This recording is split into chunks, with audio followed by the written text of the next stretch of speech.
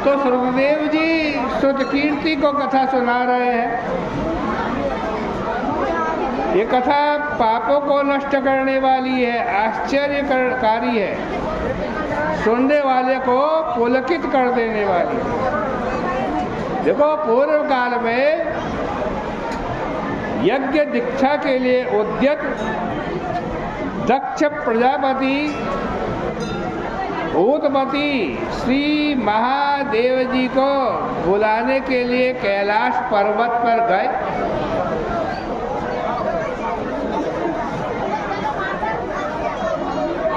जब दक्ष प्रजापति कैलाश पर्वत पर गए, वहाँ बहुत सारे देवता, ब्रह्मा, विष्णु जी, अन्य सभी देवता विराजमान थे और शंकर जी भी बैठे बैठे। शंकर जी ने खड़े होकर के दक्ष को प्रणाम नहीं किया।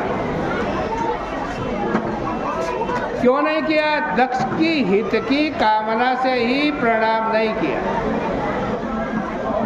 भगवान शंकर ने विचार किया कि मैं सभी देवताओं का गुरु, वेदों से जानने योग्य सनातन हूँ और ये सब बलि लेने वाले इंद्र, चंद्र आदि देवाधिपति मेरे सेवक हैं, मेरे द्वारा इनका भरण पोषण होता है।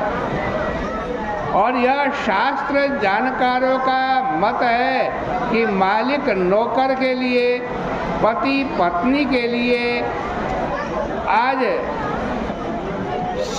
गुरु शिष्य के लिए कभी अभ्युत्थान न करे, अर्थात उनके आने पर खड़े होकर के उनका सम्मान न करे। निस्संदेह वेद यह कहता है कि गुरुत्व में कारण संबंध नहीं हुआ करता, किंतु बल, ज्ञान, तपस्या एवं शांति जिसमें अधिक है वही गुरु हो सकता है। वे नीच हैं जो अपने से छोटों की आज्ञा में रहते हैं। जो कोई स्वामी, गुरु आदि किसी विशेष आग्रह से भी अपने नौकर या शिष्य आदि के आने पर खड़ा होता है, अभ्युत्थान करते हैं, आज उनसे उन सब की, खड़े होने वाले की आयु, धन, कीर्ति, संतान नष्ट हो जाती है। अतः मैं नहीं उठूंगा। ये मेरे ससुर जी मुझे अत्यंत प्रिय हैं। इस प्रकार इनकी भलाई को खोज करने वाले व्यापक भगवान शंकर अपने आसन से नहीं उठे।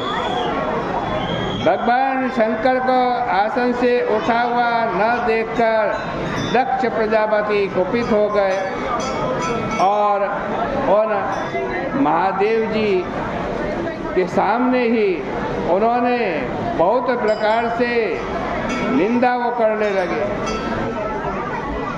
दक्ष कहने लगे, आश्चर्य है, वाह, इस दरिद्र अकृतात्मा को इतना घमंड, जिसके पास धन क्या है, धन के नाम पर बड़ी अवस्था वाला बूढ़ा बैल है, स्वयं भी चमड़ा ओढ़े है और इसीलिए पाखंड वेश धारण करके हाथ में किसी के सिर की हड्डी लिए ये घूमता है। व्यर्थ अहंकार करने वाले को विधाता कहाँ से मंगल करेंगे। जगत में जानकार लोग मृग चर्म को पवित्र मानते हैं। यह दरिद्री ठंड से दुखी होकर हाथी का अपवित्र चमड़ा ओढ़ता है और इसका घर शमशान में, आभूषण सर्प है, न इनमें धैर्य है न ज्ञान है।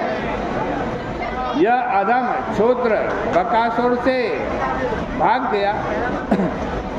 इसका दिन रात सदा भूत प्रेत एवं पिशाचों के ही संग है। न तो इसका खानदान ही कहीं कोई सुना जाता है और न साधु पुरुषों ने इसकी प्रशंसा ही की है। पूर्व काल में नारद जी ने व्यर्थ ही इसकी प्रशंसा की, जिनके समझाने पर मैंने अपनी बेटी उमा का विवाह इसके साथ कर दिया। अब तो वो भी भिन्न धर्म में चली गई है, वो सुखपूर्वक उसी के घर में रहे। हम लोगों के द्वारा यह तथा हमारी कन्या उमा भी प्रशंसा एवं आदर के योग्य नहीं। जैसे कुमार का घड़ा चांडाल के घर चला गया हो, वही गति। वह महामूर्ख दक्ष प्रजापति ने इस प्रकार सोच विचार न तो अपनी कन्या के बारे में किया, न शंकर जी के बारे में किया, न ही अपनी कन्या को घर में बुलाया, न कुछ कहा, न भगवान शंकर से ही भाषण किया। अभी तो अनेक प्रकार से निंदा दुर्वचन कहकर चुपचाप अपने घर चला गया।